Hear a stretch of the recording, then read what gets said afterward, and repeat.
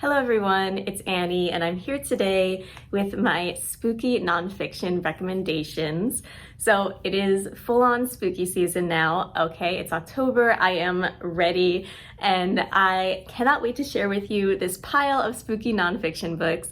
So these books are true stories, obviously, and they're spooky because they deal with macabre subjects such as death, poisonings, and true crime. So sit back, relax, and let's go. So the first book I want to talk about is All the Living and the Dead by Haley Campbell. This book is a 5-star. It was one of my favorite nonfiction books that I read last year. This is a book about people who have made death their life's work. So embalmers, executioners, grave diggers, homicide detectives, and forensic examiners, people like that, all right? And also hospice workers. And this book is pretty short to cover all those things, but it is just beautifully done, to be honest, even though it handles such a macabre subject and a subject that's really uncomfortable for a lot of people, myself included. Haley Campbell does it in such a way that is really friendly. Like, she has some funny parts in it to kind of lighten the mood, but she also just deals with it in such a nice, sensitive way. She doesn't discount any of these people's experiences, and she just handles it really sensitively and in a really comforting way. That's the word I was looking for, very comforting. So if you haven't picked up this book yet, absolutely do. I think this is the best book on this list, to be honest. And then we have Over My Dead Body by Greg Melville, which is all about the American cemetery and kind of funerary practices. This book was very interesting. I read it recently. It's kind of more of an introduction. So if you are like me and you are very interested in this subject, you might already know most of what he says in the book. It's definitely more basic, but the cover really caught my eye, and it's really good. Like, he also handles it in a very nice way. It is very compelling, and it tells you how, where, and why we bury our dead. So it's fascinating. I mean, it only deals with American cemeteries, so it doesn't really go into the practices of other cultures, which I would have loved to learn about. But who knows, maybe he'll write another book. And if there is a book about that out there, please let me know, because I want to read it. Next is I'll Be Gone in the Dark, okay, by Michelle McNamara. This is a very famous true crime book about the search for the Golden State Killer. And Michelle McNamara, she was really obsessed with the case, and she actually died while writing this book, unfortunately.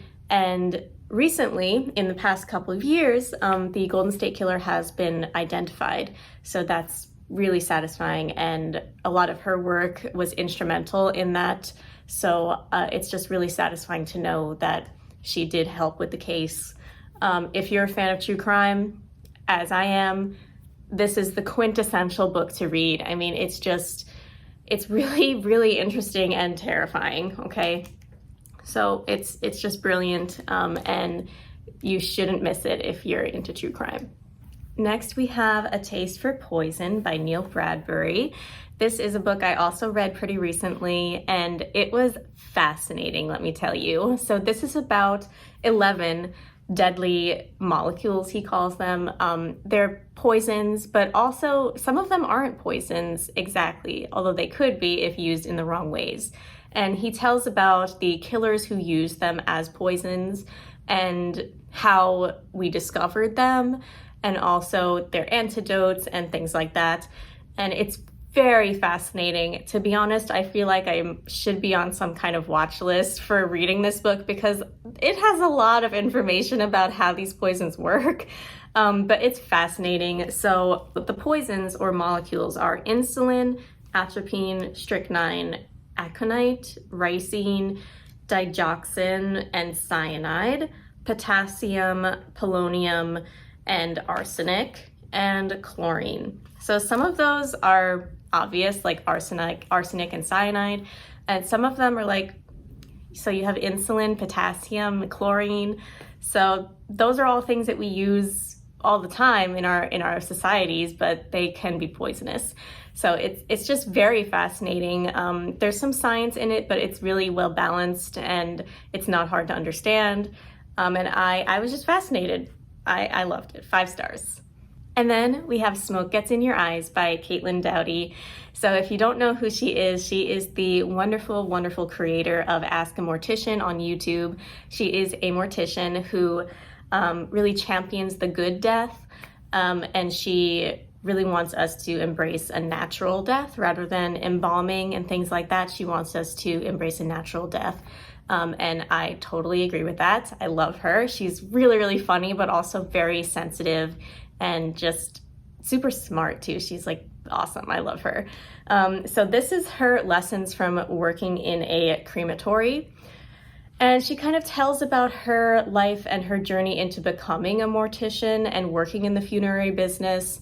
And also just a lot of anecdotes about that. So she talks about working in a company, a crematory, where they had to go and drive out and collect dead people and bring them back, and how that affected her in her life. So it's half memoir, half lessons from a crematory. So it is very informative about that, but it's also her memoir, and it deals a lot with her personal life as well. And I loved it. I really enjoyed this. She also has other books like Will My Cat Eat My Eyeballs? And that one is also really interesting. It's entertaining and it's informative, but it is for a younger audience. So this is her adult book, and I believe she has another one that I have not read yet. But she's awesome, and you really should read her books if you're at all interested in this subject. So next we have Dead Mountain, the untold true story of the Dyatlov Pass incident. So if you're a fan of true crime or mysteries, then you certainly know this incident. And recently, within the last couple of years, they claim to have solved the mystery, but I'm skeptical. I don't know about you guys, but so in 1959, a group of 9 experienced hikers in the Russian Ural Mountains died mysteriously on an elevation known as Dead Mountain. Very ominous. Eerie aspects of the incident, such as unexplained injuries, signs that the hikers cut open and fled their tents without proper clothing or shoes, a strange final photograph taken by one of the hikers, and radiation readings on some of their clothes have led to decades of speculation over what really happened. So recently they say it was a freak avalanche. I'm skeptical. I'm very skeptical about that. So this is really a comprehensive book, and it's just chilling, okay? And I also want to recommend the audiobook for this. It is masterfully done. So if you're interested in some spooky mysteries, definitely read this. It'll get you thinking. The next is Stiff by Mary Roach. Mary Roach is known for writing humorous books about really tiny points of science. That's not how you really put it. I forget what it's called. There's a term for it, but micro nonfiction? I don't know. But she writes this one about cadavers, okay, and just dead bodies in general. All right, so this was funny, okay? I'm gonna be honest with you, this isn't like my favorite book on this list, but I think it does warrant a recommendation because it is so famous. Sorry, my cat is like being strange in the background, so I'm laughing at her. This book is funny, okay? And some of the anecdotes that she writes in this book are very, very moving and just super interesting. So I remember one of them, she visited the first class in a medical school where they would be basically dissecting a real human being. And she saw some of these students, you know, this is the first time that they saw a dead body and how they treated the dead bodies with respect and how some of them were very, very disturbed and how some of them moved past it. And it's just super interesting. It talks about crash test dummies. You know, now that we have the dummies, it's fine, but we needed to make those dummies somehow and figure out how to make them like a real human body. And it's just super interesting, okay? She talks about a little bit about mummies as well. So if you're interested in this subject, this is definitely not a book to miss. And lastly, we have Dark Archives, a librarian's investigation into the science and history of books bound in human skin. Okay, this is by Megan Rosenblum. This was very interesting. I read this recently because I didn't really know anything about books bound in human skin or human leather. Obviously, they're not made anymore, I hope. But a common misconception is that books like that were made by really depraved groups of people like Nazis and things like that. But in reality, they were made more by doctors and very like rich people who just had a lot of money and wanted something unique that no one else would have. And that's certainly true. So the history of it was very interesting. I do wish that the book had been a little bit longer and more comprehensive, just because I am a little bit of a nerd about these sort of things. But if you're looking for just an introduction, it is very, very interesting and definitely macabre enough for this video.